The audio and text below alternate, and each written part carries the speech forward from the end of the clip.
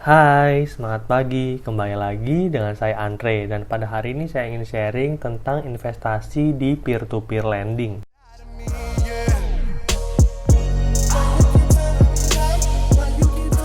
Buat teman-teman yang telah ngikutin konten-konten saya, tentunya teman-teman tahu bahwa beberapa bulan ini saya melakukan diversifikasi atas investasi saya di dua platform peer-to-peer lending ya. Yang pertama adalah Coinworks dan yang kedua adalah Amarta. Sejauh ini investasi saya di peer-to-peer lending memberikan hasil yang lumayan ya. Memang peer-to-peer lending adalah instrumen investasi yang baru mulai naik daun sehingga baru mulai dikenal oleh masyarakat. Termasuk saya sendiri, makanya saya baru nyobain berinvestasi di sana. Cara kerja dari peer-to-peer lending ini memang cukup mudah ya. Kamu tinggal meminjamkan uang kepada orang lain dan menunggu orang lain tersebut mengembalikan pokok pinjamannya beserta dengan bunganya. Nah, bunga inilah yang akan menjadi keuntungan buat kamu semua.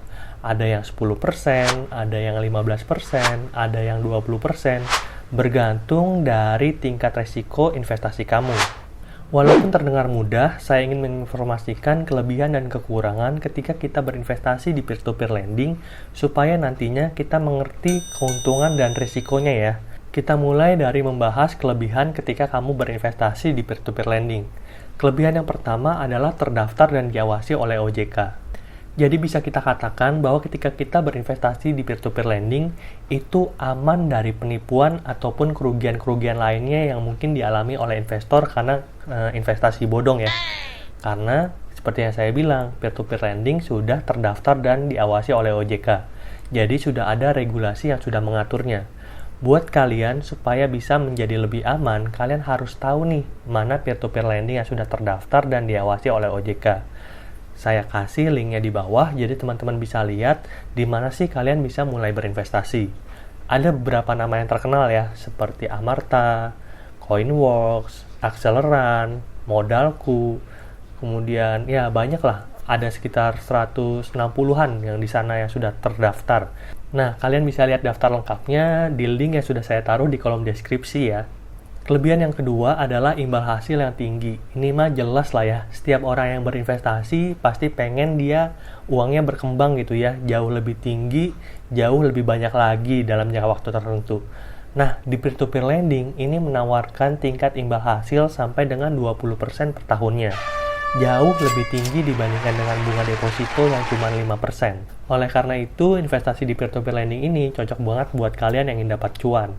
Kelebihan yang ketiga adalah arus kas yang lancar. Berbeda dengan deposito, di mana kamu baru bisa mendapatkan pokok dan bunganya setelah akhir jatuh tempo. Jadi jatuh temponya 6 bulan atau setelah 1 tahun, baru kalian bisa mendapatkan uang dan bunganya. Sedangkan di peer-to-peer lending, kamu akan mendapatkan pokok dan bunganya setiap minggu. Jadi setiap minggu kamu akan mendapatkan uang. Nah, uang ini menjadi sangat menarik karena kalian bisa investasikan lagi untuk mendapatkan efek compounding. Jadi yang namanya istilahnya bunga berbunga, atau kalau katanya Albert Einstein, ini adalah keajaiban dunia ke-8 yang bisa membuat orang semakin kaya. Saya bahas mengenai efek compounding di video saya yang ini. Jadi silahkan tonton buat kamu yang ingin mengerti efek compounding lebih jauh lagi. Kelebihan berikutnya ketika kalian berinvestasi di peer-to-peer lending adalah modal awal yang rendah. Ketika kamu sedang mencoba hal-hal yang baru, tentunya kamu ingin mulai dari hal-hal yang kecil kan, nggak pengen langsung yang nominalnya besar. Begitu juga dengan investasi sama, semakin kecil kita bisa mencoba, semakin bagus. Nah, di investasi peer-to-peer lending, kalian cukup mengeluarkan kocek sebesar 100.000 aja untuk bisa mulai berinvestasi di peer-to-peer lending. Bandingkan dengan deposito di mana kita harus menyiapkan modal awal sebesar 1 juta rupiah. Bahkan di beberapa bank, minimum untuk kalian bisa membuka deposito 10 juta rupiah. Oh my god! Wow! Nilai yang sangat besar. Di peer-to-peer lending, kalian cukup menyiapkan uang 100.000 aja sebelum bisa mulai berinvestasi. Tapi ingat, kalau nilainya terlalu kecil juga nggak akan berasa kan? Oleh karena itu, buat kalian yang mau berinvestasi di peer-to-peer lending, kalian bisa menabung sedikit demi sedikit. Contohnya kalian nabung 100.000 setiap bulan kayak gitu ya. Jadi kan kalau udah setahun nggak akan kerasa, tahun depan tiba-tiba uang kamu yang sudah diinvestasikan di peer-to-peer lending menjadi 1,2 juta rupiah.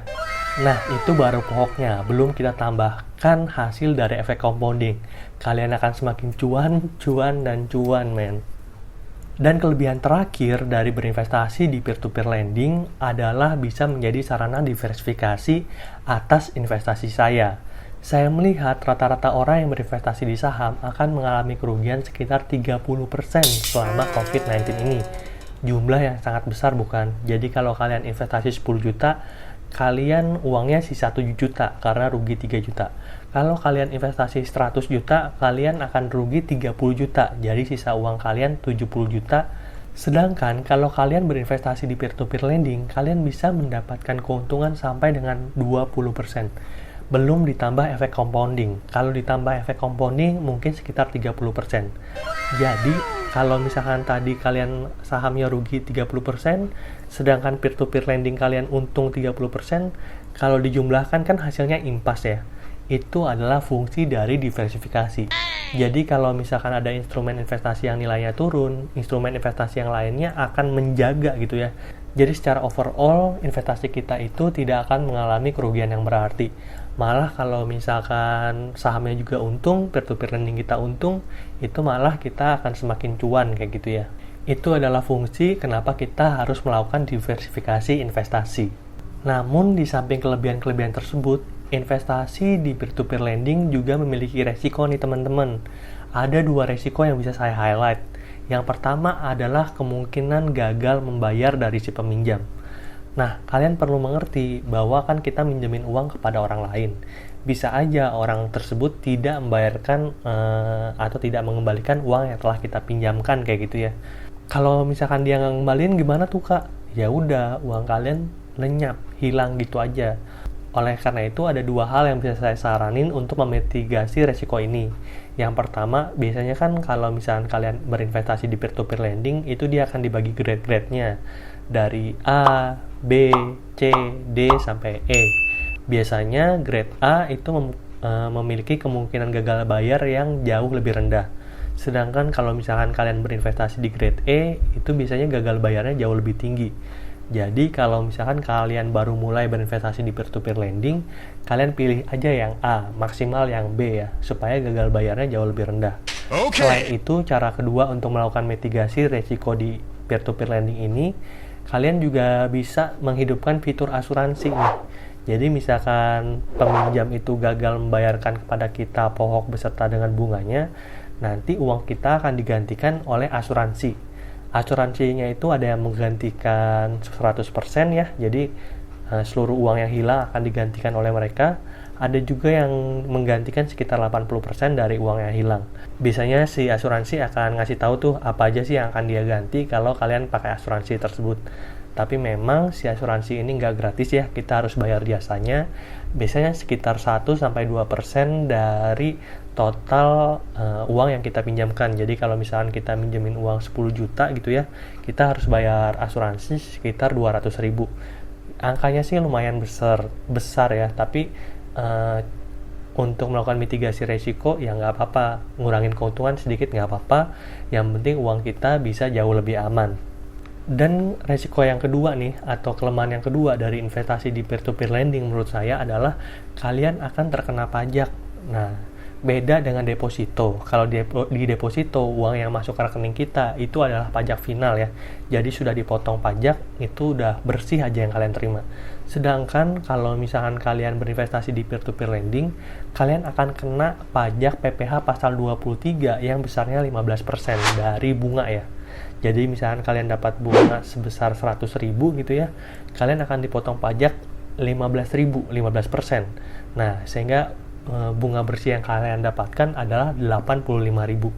Selain itu yang saya juga nggak suka dari investasi di peer-to-peer lending, ini adalah pajak belum final nih teman-teman. Jadi kalau kalian dapat bunga yang 85.000 tadi, itu harus kalian laporin di SPT tahunan. Nah, agak repot kan? Ya, emang repot sedikit sih. Tapi kalau buat cuan mah, mau lah ya, repot sedikit. Nah, mungkin itu saja yang bisa saya share mengenai keuntungan dan kerugian ketika kamu berinvestasi di peer-to-peer lending.